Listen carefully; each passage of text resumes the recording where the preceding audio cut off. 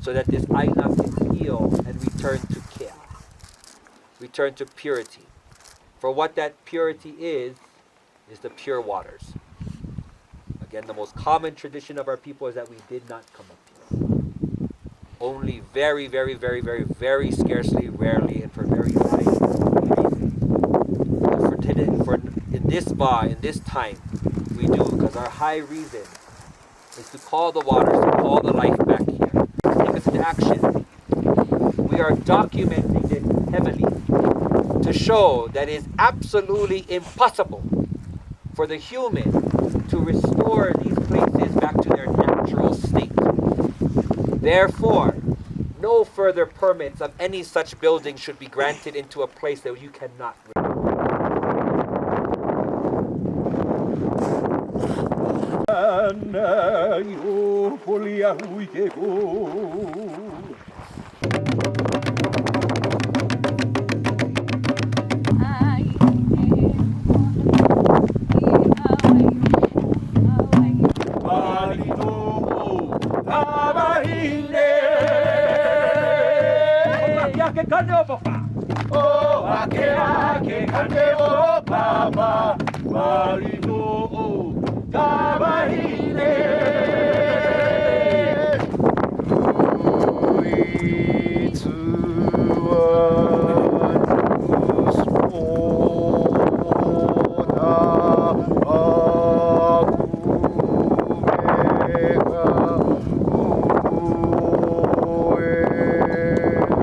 Center of the island before we Ka'apuni the whole island.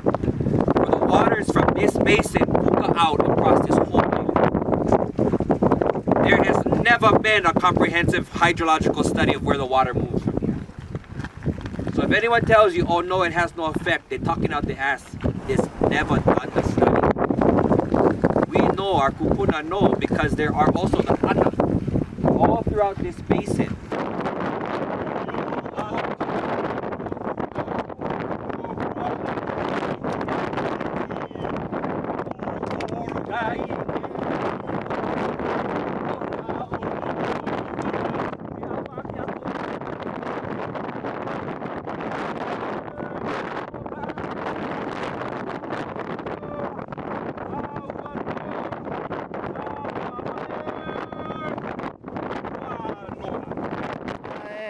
Nono kamakahiki. Nono kamakahiki. Okay.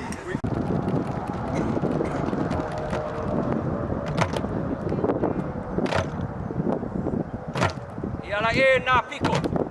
Iala e na piko. Luna o vaina o lalo e. E huipu me kaloka.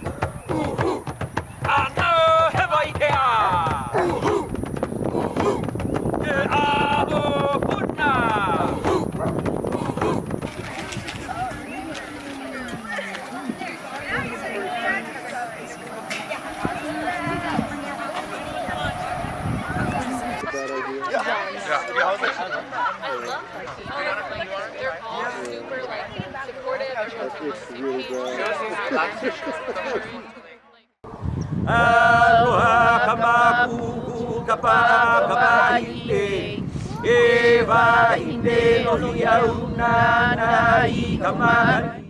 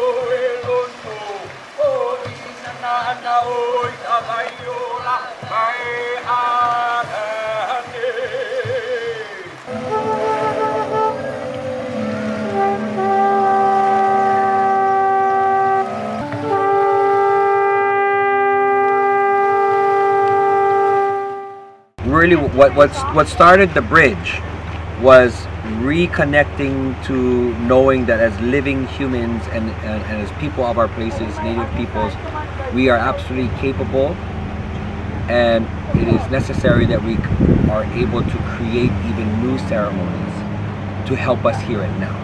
We can tap on the energies of our collective ancestral wisdom and knowledge, but we still are rooted and are able to birth new.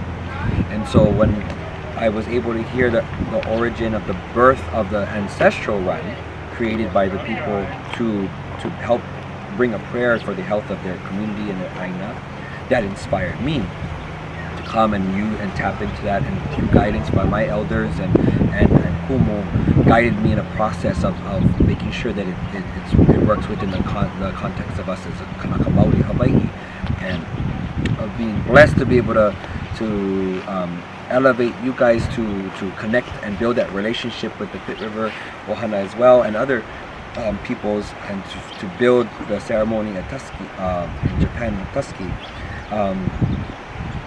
It's that networking again, and the empowering of supporting our communities even from afar. I think the blessing of seeing the unity of our mountains as pinnacles, as kukulu, as pillars that actually build our relationships. Because really, in order to help us in the larger movement necessary to help heal our planet so that our human generations can continue forward, it's going to be a global effort.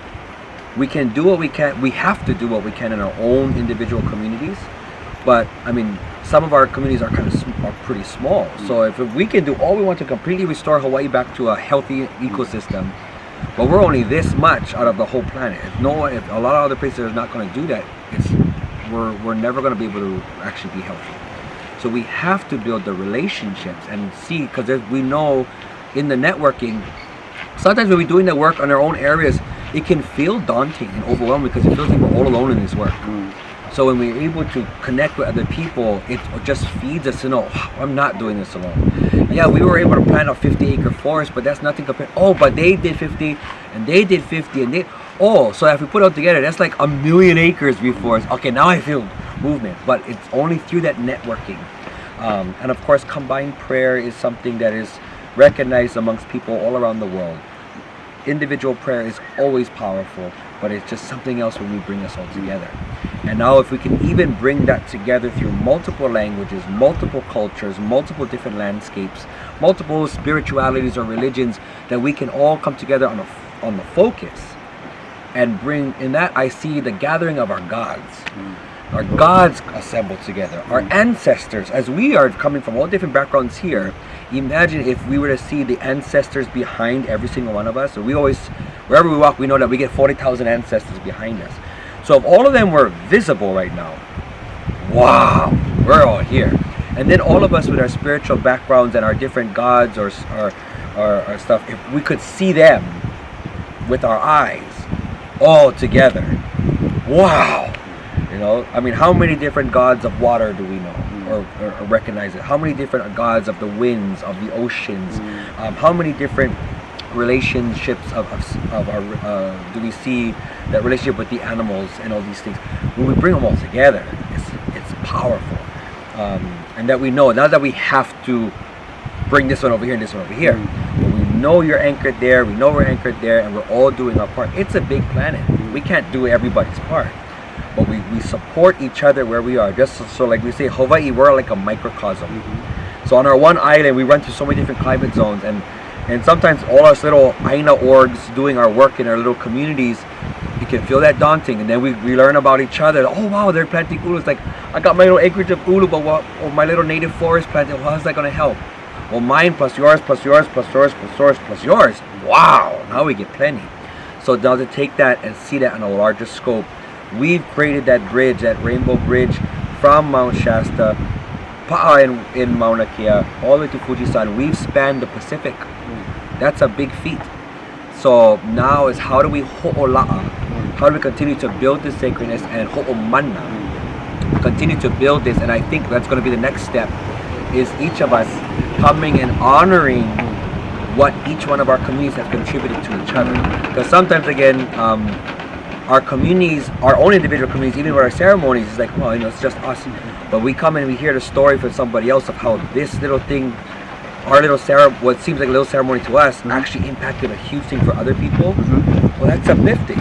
Well, so you mean this has helped more than just me and my people here? It's actually helped you guys across the oceans? Wow, that's powerful. So in that, we share our stories to help uplift each other. So that's what I love to see, and I want to see is we continue to build the bridges and relations and support the collective efforts, because the whole world really needs the same kind of consciousness and care for the environment. We all want to return to health. We all want to see our water clean, our children healthy, safe. We don't want to see wars. We don't want to see over consumerism that's devastating the environment. But how to achieve that is a collective effort.